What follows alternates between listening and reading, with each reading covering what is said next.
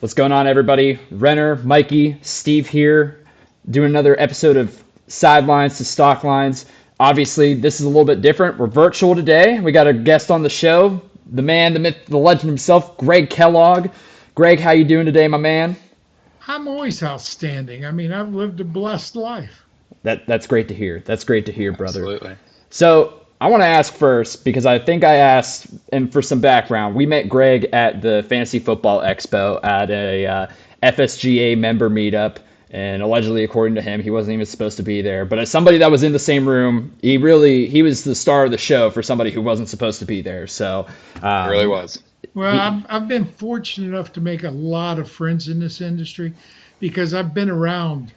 I started playing in '86, and I went into the FSWA Hall of Fame in 2010. Yeah, so with Matthew Berry and Scott Engel and Eric Carabell and Greg Ambrosius. So most people know me. Yeah, so that's actually the first thing that we wanted to ask you is, when did you get into fantasy football and what got you hooked to it? Well, I was still in the Army. I was at the National Security Agency, which, for those that don't know, is called the Puzzle Palace. It's where all of our code breakers live. It's at Fort Meade, Maryland. And, you got to have high clearance to get into that baby. And I was closing out my military career. Now, I didn't go 20. I did about 10, 11 years. And I got out in '87.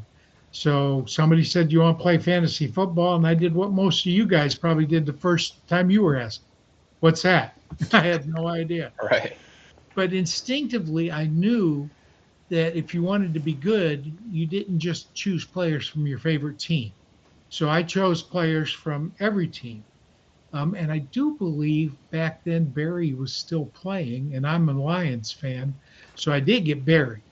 But choosing players from other teams while other people were choosing their favorites, it just led to a championship, and that kind of hooked me. It gave you the advantage. Well, yeah, and my mom was a teacher. My dad was an auditor. I was in military intelligence, a Russian linguist. So I can think and I can write. And so I just we started you guys are probably too young to remember it, but there used to be a thing called Usenet. Now, you guys know Reddit, I'm sure. Oh, yeah. Yep. Okay, Absolutely. Reddit is the redheaded stepchild of Usenet. Usenet was a series of news groups, and it was text only. There was no images or anything, but they went recreation or rec.sport.football.fantasy, the RSFF news group. And we started there, and I don't know if you guys know Joe Bryant, but he was also at the expo. He is the man, the myth, the legend behind Football Guys, one of the biggest fantasy sites in the league. I think Joe we did and meet I him. are friends from before there was a Football Guys. He was the owner of a boat company in Tennessee, Bryant Boats, and I was living in Atlanta. And you go in the news group, and there were three types of people. There were what I call pros, people who were selling their information. Guys like Bob Harris and Sam Kaplan, they had their sites, and they would sell information. There were the people I called experts. These were people that knew what they were talking about, would argue with these guys sometimes, but it was always professional. You exchange ideas. You guys have been in this long enough. Nobody knows it all, okay? Right. There's too many variables. And then there were the trolls, okay? The trolls are guys that no matter what the pros said, they were going to disagree and be nasty about it. So I got the idea. I wanted to start an expert group to see who was the best. 4 trolls, 4 experts, 4 pros. Did that for several years, and then Fox Sports decided they wanted to hire me, and they wanted FanX to come with us. Now, Joe and I aren't brilliant at naming things. FanX, The longest running Fantasy Experts League ended maybe 3 years ago. Okay. It ran from the 90s all the way to the 2015, 2016 timeframe, a little bit after that. I retired from fantasy in 2016 to retire in real life and go to Thailand. So after I retired, it kept going for a couple of years, but then it finally faded away. The Fantasy Experts League, we shortened it to FanX. That's how FanX came about. Gotcha. We weren't geniuses with naming. Okay. At the time, there was only labor and tout wash for baseball. There was nothing for any other sport. So I went out to LA to work for Fox Sports. Short-lived. Yeah, they employed me for a year, but they only employed me for 9 months. They paid me 3 months after they laid me off. But they paid too much for us. And when I first got there, I asked the powers that be, what do you want? Do you want to make a profit or do you want to grow the site? And they said, grow the site. So in internet parlance, growing the site means hits and it means stickiness. Now, stickiness is how long does a person stay on the site or the article. And most sports people will read the headline in the first paragraph. That's it. Guilty. Fantasy sports guys will read the headline, the first paragraph. If it catches them, they'll read the entire article 2 or 3 times. That's stickiness. All right. You got to catch them with that hook. It's a unique industry. It really is. But to bring FanX, I had to have all professional sites. So a lot of the guys that were trolls ended up being writers for somebody. And so we just brought their sites into FanX. And eventually we had 12 professional sites, including, at one point I was writing for 36 sites. Wow. Including football guys. I don't know if I ever got anything in Fantasy Pros, but Sports Illustrated, Gridiron Grumblings, Fantasy Sharks, all the big ones and a lot of the little ones, 36 total. And I wasn't taking money. I had 2 rules. I made good money doing computer work, so I didn't need money. I had 2 rules. You can print whatever I have, but you can't put it behind a paywall. It's got to be free to your users. Second thing is it's my article. If I want to print it at multiple sites, it's going on multiple sites. You don't like that? Don't print it. Mm-hmm. It's that easy. And apparently people liked my writing enough that I was one of the few that was syndicated. I'm actually credited with being the first fantasy writer to syndicate his work. There's a book out, I think, do I have it here? Yeah, I do actually.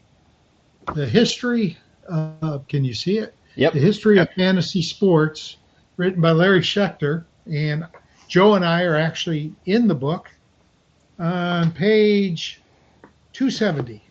And we get credit for FanX because, again, it was the first expert site. So the industry's grown. Back then it was tiny. Now it's a multi-billion-dollar industry.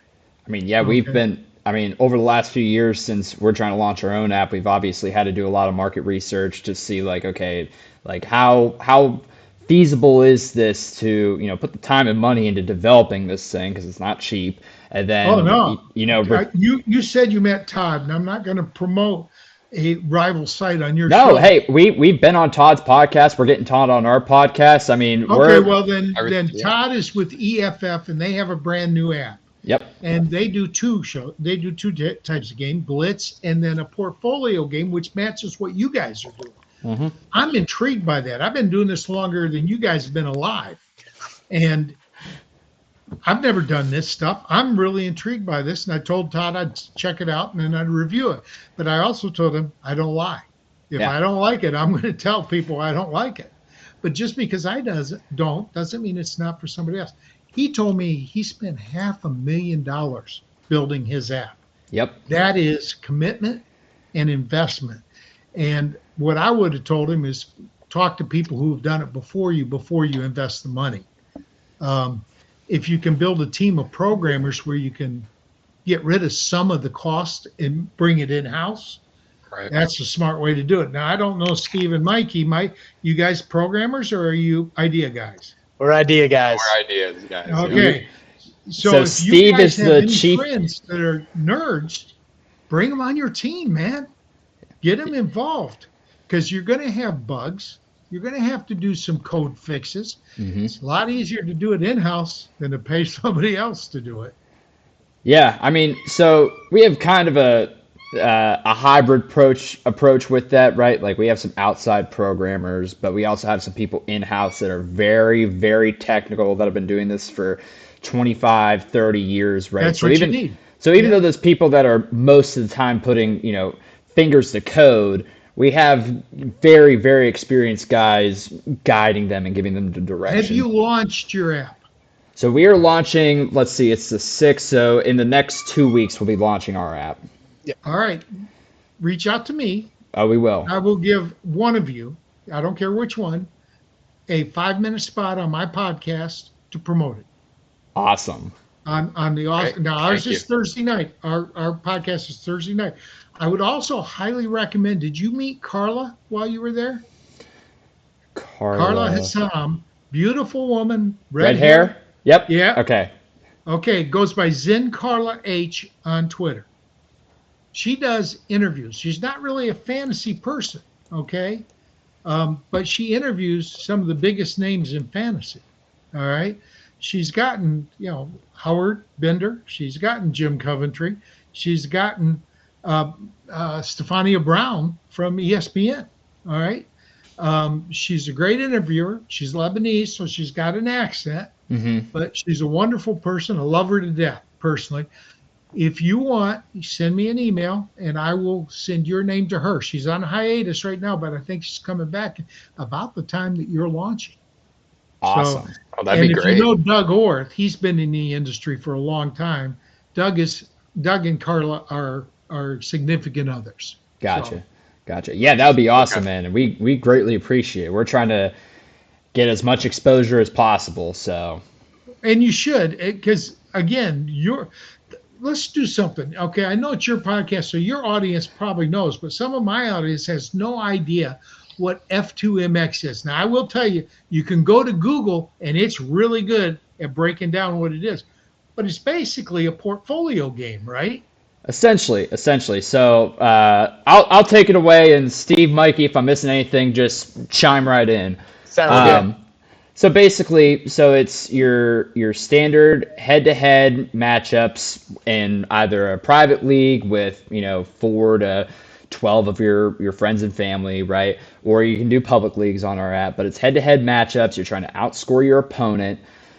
The big difference with So our it's app, basic fantasy football then. correct? But It doesn't have anything to do with the portfolio? well, hold on. I'm getting there. You're jumping the gun on me. Oh, You're okay. jumping the gun on me, Greg. Hold on. Well, my mind goes too fast, man. I know. I like to draw it out and get people, thinking and waiting for it. Stay with me now. But instead of a standard draft, waiver wires, and trading players amongst, the buddies in your league, you're actually buying and selling them on a live 24/7 open market. So that's where the trading comes into play. Now, this has been done before a few different times. Obviously, Todd has Extreme Fantasy Football out on the market. I know of a few other platforms that have done this in the past with some kind of variation. Some of them don't even do the fantasy aspect. Like there's like Prediction Strike out there where you're literally just buying and selling players and you're not really competing. Ours is still fantasy football, right? The big difference with ours is that you can actually trade in and out of the players during the game. So let me give you the scenario, right? So let's say you got Bijan Robinson on your roster, right? He goes And down with an injury in the first quarter. yep. As soon as the Falcons offense gets off the field, you can sell out of Bijan and buy into Jahmyr Gibbs. Okay. So your week I is no assume longer these ruined by players injuries. Will have a base value that you have to have salary cap to buy them. That's correct. So we have our own pricing formula. So all the players get released into the market with their IPO initial player offering, initial price offering, right? And then as, games are occurring, obviously the stats themselves affect the price, but also the trading activity. So more buys is going to make the price go up, more sells is going to make their price go down. But yeah, you can. Okay, There's so different. let me propose a question. Mhm. I'm playing a game. Player goes down. I want to buy another player to replace him, right? It's based on his current value, I assume, right? Yep. Do you spend your whole cap on your roster? Is it no bench players since you can get rid of No bench somebody? players. No bench. So it's a lot like DFS, then, Yeah. daily fantasy. It's got some similarities to DFS, but basically your commissioner, you don't have to put a dime into the app if you don't want to. You're using virtual in-app currency. Yeah. Yep. Now, is your app going to be a phone app? Yeah. Yep. So we're actually the starting reason I with ask that because I'm not taking my laptop to the sports bar to watch games. right. Right. Oh yeah, I wouldn't do that either. Actually, I might do that because I am a huge nerd, right? But most people aren't going to do that. No. And you got to go to the sports bar to see all the games on the screen. You can't do it at home. Right. Yeah. And another thing, Greg, too, is, with it being a market and you're buying these players off the market, you and I could be in the same league facing each other and have the same player. But I Yes. bought him an hour earlier, so I got a better value for him. He's still on the market So- after you bought him? Yeah. It's Yeah, a you can global hold- market on the app. Oh, But so the since it's- player can be owned by multiple teams at the same time. Yes. Correct. Okay, Because so of that's not really fluctuation a in the- portfolio game then, but it's a salary cap game with a twist. That's a nice twist. Yeah. Are you looking for players? Like looking to for test your users. app out? Yeah. So actually, in the next week or so, we're gonna do a very soft kind of beta launch where we're trying to get like 25 to 40. We've already got a list of 25 on there, but kind of friends, family, investors Do you of the want app. experts to pump up your system? That would be excellent. All right, I'll We talk love to that. Tip Major. Are you going to have IDP players or just offense? No, it's Just just going to be offense for now. When we roll into year 2 of the app, that is something that we're looking at integrating in. But Okay. for now, we're just keeping it offensive Well, positions. just so you know, I'm not really an IDP expert, but I know all the guys that are. I did get to talk to. Gary Davenport's been a friend of mine for 30 years. Is that the All right. godfather of IDP? That is Godfather. I did know get to Steve talk to him a little Hungarter, bit. Yeah, we did. Mace Riney. I got invited to an IDP invitational this year by Michael Pelton, who's with TSA and is an IDP expert. And I said, I'll join, but I'm going to hire a DC because I don't know IDP and I'm not going to look like an idiot. So I hired Mace Riney to run my defense. Hey, So I believe in playing to your strengths. I mean, if there's any kind of money involved whatsoever, I that's don't do it for money though. The only leagues I do for money are Scott Fishbowl. okay. I will do charity leagues for money because I know the money's going to a charity and not to somebody's pocket. And I happen to know Scott personally, and I know he's an honorable man. Okay. If I thought he was a thief, I wouldn't support him, but I Yeah. know he's not. I know he's an honorable man. So, and anybody that's watching this that doesn't know what Scott Fishbowl is, look it up, Google it. 55,000 people tried to get in this year, 5,104 teams. Wow. Okay. Wow, that's a lot. And if you guys aren't in it and want to get in it, next year volunteer to do a live draft. That really increases your odds of getting in. Yeah, we definitely. So I've been hearing for probably the last. I mean, ever since. I mean, Bob brought it up when we were talking to him about the expo originally, the Scott Fishbowl, and so we're definitely Bob interested. Lung? Yep.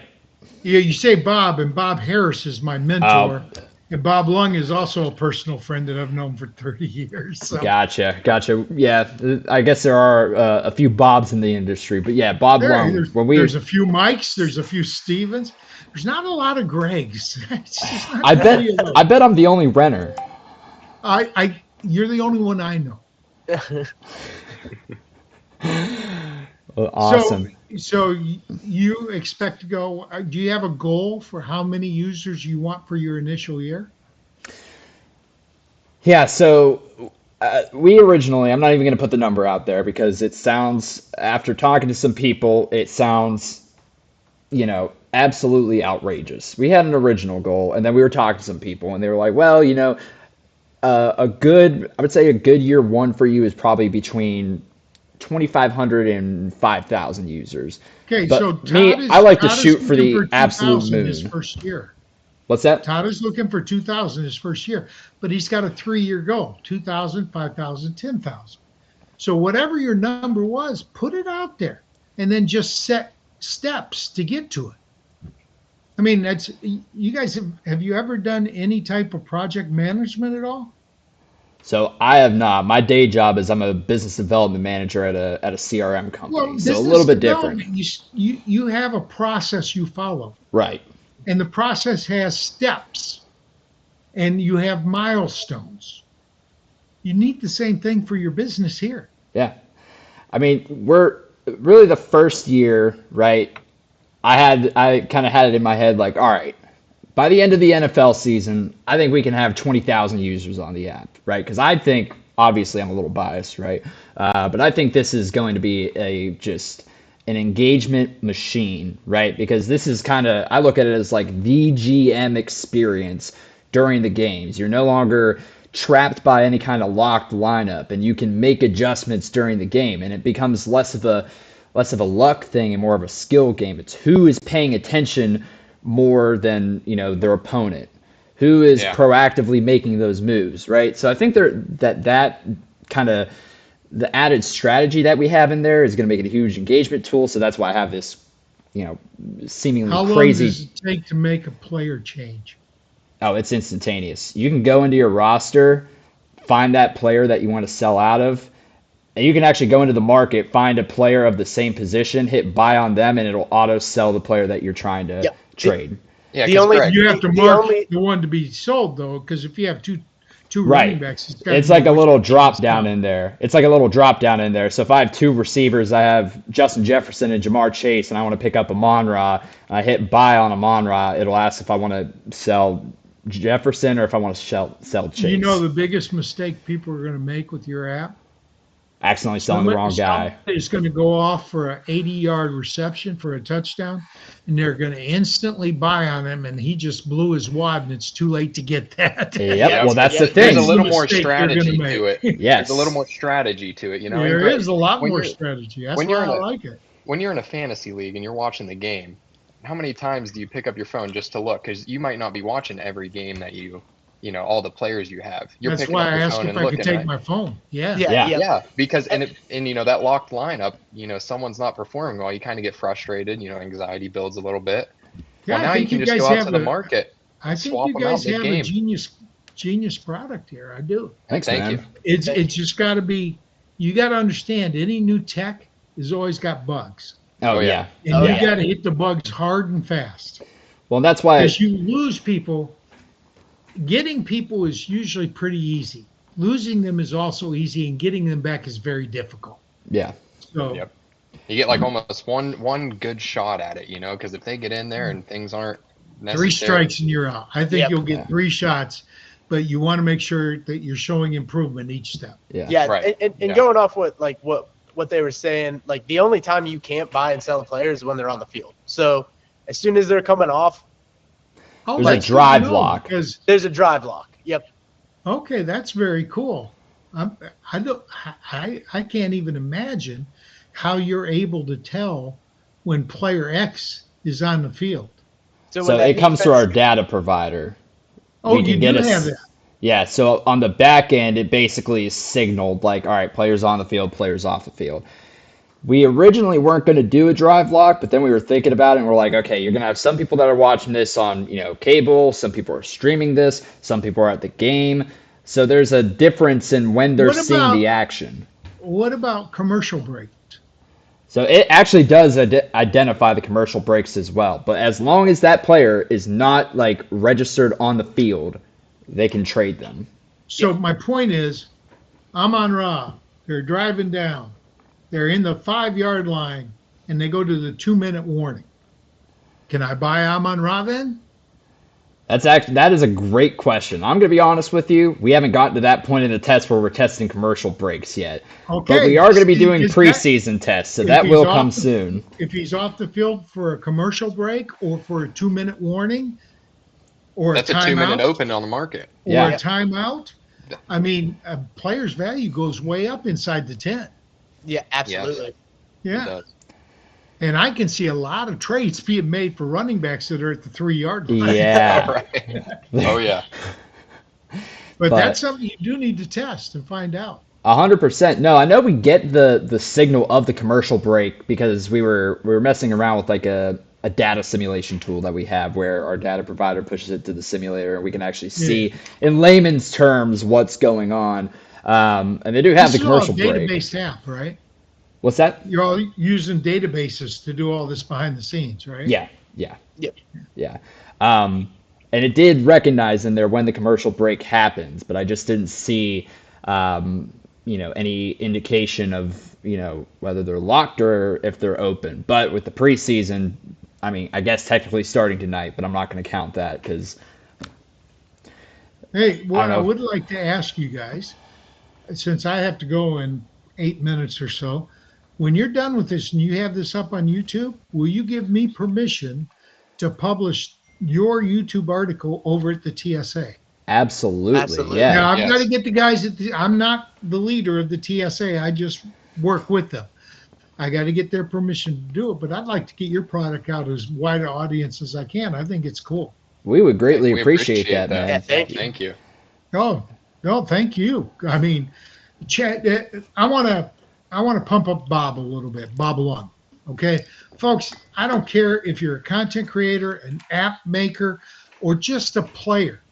The Fantasy Football Expo lets you rub shoulders and talk to everybody in the fantasy space.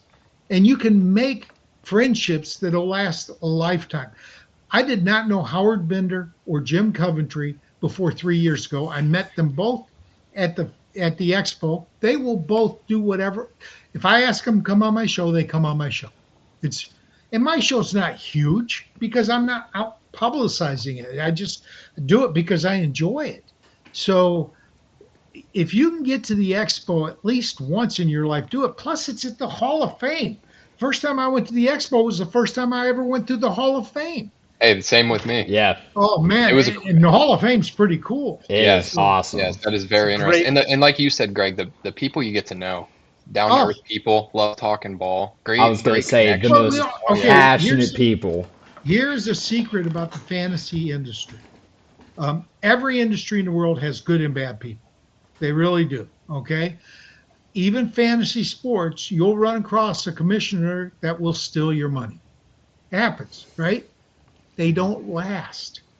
In the fantasy industry, it's like a family. If somebody does you wrong, their reputation is going to get around and nobody will have anything to do with them. So while you can meet a new person that's not pure of heart, anybody that's been in this industry, I'd say 5 to 10 years, you know they're a good person. And if they're just too busy to talk to you, maybe that's a one-time thing. Don't be afraid to approach them a second time. If after 2 ties they don't want to talk to you, find somebody else because they're not worth your time. And I'll tell you, the biggest names in the industry are some of the friendliest and most giving of their time. They really are. Yeah. There's Yep. the people there were great. Yeah, Great we have conversations, All the great- influencers that we talked to, I mean, they were so cool. We just kind of came up to them and said, I out of respect for them, I won't mention names, right? But we go up to them and be like, "Oh, dude, I listen to your podcast all the time at work, man," and just start shooting the shit with them, and they're just the coolest people, man. They are. Well, they share a passion you have, fantasy Yeah. sports, NFL. And frankly, I think your experience with Todd says it all. Yeah, You guys are competitors, but you're still helping each other. right. Well, because we how kind of many realized, competitors like, do that? yeah, I mean, at face value, it sounds like we have pretty much the same app, but there's so many differences. Like, there's like some really, really cool stuff that his app Well, has theirs that is we don't purely have. portfolio based. It's the value at the beginning and the value at the end. Right. They don't tie in the fantasy game at all. I Right. like that on yours. Which, yeah, ours is, yeah, exactly. You said it right there. So as we were talking to him, we're like, oh, it seems like the same thing, but we're doing really 2 separate things when it comes to the gameplay of it. And it's like, hey, man, I'd love to help you guys, and we'd appreciate if you help us. So, and like you said, it's a big family, right? Like we want everybody to grow. We want the industry to grow. And that's a part of the I've reason got why two we want to get brothers in and there. a sister. It's better than a family because we fought all the time. I'll disagree with a lot of people about player evaluations. For example, I'm not drafting CMC, Jonathan Taylor, or Bijan Robinson this year. All right. Bijan. Because I know their workload last year is going to lead to a decrease in their production this year. Chances are it's not 100%, but it's a high percentage of people that got their workload drop off the next year, sometimes substantially. Now, if I could get Bijan or Taylor in the second round, I would take them. I'm not touching CMC at all. If you could get Bijan in the second round, you invite me to this league because I need to be a part of this. Well, but I mean, in a normal draft, you're just not getting them outside of the top 5 picks. Oh, Right. yeah. Okay. Yeah, he's And going early. I figure based on what I expect him to drop this year, he's going to be somewhere between running back 6 and running back 8, which is good for a first round pick, but not good for a top 3 pick. Just not. So top 3, because you draft so much later in the second round in a serpentine draft, I'm not drafting Bijan. Now, a lot of people think I'm crazy. And come next year, it may turn out that I was. He may have a great year. I'm taking Gibbs, and if Gibbs is gone, I'm taking Jamar Chase. What about who's your running back 2 if it's not Bijan? I go back and forth on this. I really love Kenny Walker, okay? But I think Cook and Genty are round out my top 3. Okay. Yeah. I like And it. then I I could get put behind that Walker for at sure. 4 or 5. I like that. That's solid. That's solid. Yeah, I think Chase Brown is going to have a good year too. Yeah. So Don't say they're it. all Steve's pretty in the good league there, with me. yeah. I don't want him to take him. Yeah, Well, I draft I'll tell before you, Renner. if you want a value because of your game, I'm really looking at Jadarian Price. People are scared of Jadarian Price, and what they say is he can't block and he can't catch, is what they say. Because I think he averaged 5 catches per year at Notre Dame. All right. He was a great receiver coming out of high school. Notre Dame just didn't ask him to catch. Yeah. It's not his fault they didn't put him in the Right. position. Well, and when you got Jeremiah Love playing with you, I mean, it's hard to get a Jeremiah lot of Love's spotlight. yeah. Did they play? They didn't play. They the both same played at college. Notre Dame. Oh, did they? I didn't Yeah. realize that. Okay. So, but some people think that Charbonnet will be back for week 1. Albert Breer said that.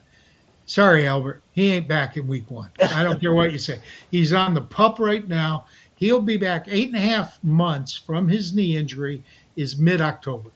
All right. Mid-October, it's going to take a week or 2 to get into football shape and a month or 2 to get to 100%. All right. By that time, we'll know whether Jadarian Price is worth anything or not. All right. George Halani, and I don't even, Emmanuel Wilson, I think, is the other back. Really? You think these guys are going to be it? Scrubs. I think Price doesn't have the size of Wilson. Wilson is a big back. He's 226, and he's good between the tackles. So Price may lose goal line carries, which are important carries. But Barry lost goal line carries. I'm a Lions fan. They pulled him out at the goal line. He still got 99 touchdowns in 9 years. That's not too bad. Yeah. Right. And that's the thing, like with our app, like you're always looking for your sleepers and your good buys, right? Like who can you buy low that's going to pop off? I keep saying, though, if you can do it during commercial breaks, if you can make a buy during commercial break or 2-minute warning, anytime a guy's inside the 10, I'm buying. Oh, yeah. Yeah. And I don't care if he's a lesser player. He may cost less than the guy I'm spending a lot of money on. Yep. But he's that goal line back that Yeah, you can, That's right. You can And grab real quick, get your points and go. anytime a guy goes off in the first half, I'm selling. Because the second half is not going to be as good That's as the the first strategy, Right. man. That's the A lot of strategy. I say strategy. that all the time. If say it's the Vikings, right, and they're stomping on my Miami Dolphins, and they're up 30-0 after the first half, and Jefferson already has $130 and 2 touchdowns, and I have them. I'm selling out of them. They're not throwing the second half. They're up 30 points. Well, the Dolphins are a case study this year in tanking. All right. Yes. There are people that think when I went out and researched yours, I looked for good deals at positions, and the Dolphins quarterback is one of those good deals. Yes. He's going to be a very good value, and he does have mobility, but he has no experience. and he has no receivers. All right. Hey, he's top got Tutu receiver- Atwell. Huh? He's got Tutu Well, Atwell. his top receiver, also a Malik Malik Washington. Washington. right. I'm investing in him as a wide receiver 5 on my team because who else are they going to throw to? Yeah. All right. You know? Yeah. So I'm Limited. investing in him. I'm staying away from Achan because 188-pound running backs that get 300 carries scare the hell out of me. But I just think this game that you have is a winner. I do have to run now because I have my own show coming up, Gotcha. and it's live, so I can't Whew. delay the broadcast on it. But I do get in touch with me after we're off. I will get you on 5 minutes because we've already got guests booked through the end of the month. Yep. I would also like to get you guys on. I do during the season a thing called Pros versus Joes. And the Pros actually lost to the Joes last year, and the Joes and Pros lost to the hosts last year. Okay. And what you do is you get a possibility of 2 points. I ask you to pick one sleeper to start and one stud to sit. A stud is a top 12 quarterback or tight end, or a top 24 running back or wide receiver. And you get a point if you say sit them and they finish outside of that range. All right. Okay. You gain a point if a sleeper who starts outside that range finishes in the range. So the most you can get is 2 points. You either get 0, 1, or 2 points each week. And you only do it 1 week, and then we do another pro, another pro, another pro. And we add it up to see. Information is so easy to come by now. It didn't used to be that way, but Right. it is. So Joes are doing pretty good. If you guys want to go on as a pro or a Joe, you let me know. But if you're making money in the hobby, you're a pro. Sorry. That's just the way it is. Well, so far, if you want to count when you say making money, if you're referring to the app making money, since, we've been spending our money You're on doing it development. professionally. You guys are doing it professionally. You'll be in the hole for a while. Don't yank my chain. I was going to You say, guys we're are pros. far from pro. We're You've Joe done for enough years. player research that you know what you're doing. So, Yeah. all right. So All right. it was a pleasure to be on here. But again, reach out to me. I will get you on 2 weeks, you said, right? Yep. So this is, what is today? Is this Today is the 6th? 6th. So we're it'll be looking on at the 20th. I'll get you on the 20th. Perfect. Thank you so much, Greg, for jumping on the show. We'll let you go. We know really you're live appreciate it. here in a few minutes, but we'll definitely reconnect. All right. Thanks a lot, Renner. Mikey, Steve, great product. Thanks, man. Thank you. Thank you, Greg. Awesome. That was great. That guy, he's got a history, and man, he can hold a conversation. That's for sure. Oh yeah. Yeah. So, loves talking ball. While we're here, boys, what do we think tonight? What's our? Give me a prediction on tonight's game. On the shit bowl, let's see here. I'm Yeah, gonna yeah, say let's it's gonna be. Kenny Pickett on top. I'm gonna say it's 7-3 Panthers win, right? All right.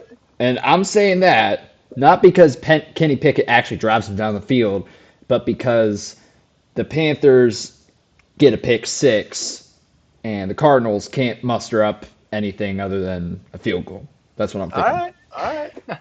What do you guys think? I think Kenny I think Pickett's the going to take it. You think Kenny That's Pickett's me. gonna take it? I See, think so. Reason being think is 'cause Carson I'm Beck a balls out. Pittsburgh guy. I'm a Pittsburgh Dude. guy. So Kenny Pickett, starting out on the Steelers, so I got a soft spot for him. Well, I do like Kenny Pickett's. He's got some decent second and third receivers that he's going to be throwing the ball to. So that's a bonus with Jimmy Horn and. Are they playing? They're going to play Jimmy Horn? I think Jimmy Horn's going to play. Wow, okay. All right. I wouldn't have That'll expected be that. interesting to watch. I mean, I don't think Tet's not going to play. No. Xavier Leggette's not going to play. Or Jalen Coker's not going to play. I think Jimmy Horn will play. Okay. All right. I wasn't sure if he was quite low enough on the depth chart to be playing We know tonight. it's the Hall of Fame game. It's the Hall of plumbers and Yeah. accountants, man. No offense, Steve. Hey, come on. Now. Awesome. Man, yeah, he pretty much carried us through damn near the whole thing. Do we want to talk more topics or save it for another episode? What do we think? It's up I to you think guys. save it for another episode. We Save got it? some good Yeah. stuff cooking up. Yep. Yeah. Yeah, we're good to go. All right, Mikey, want to close this out, man? Yeah, hey, thanks everybody for checking us out. Remember, subscribe. Check our website out. Join our wait list. We'll be launching, like we just told Greg, we'll be launching here in a couple weeks. We're super excited about it. So make sure you guys are sharing our posts on socials, and really subscribing and liking our content. Thanks, everybody. Renner, Steve, Mikey, we're signing out.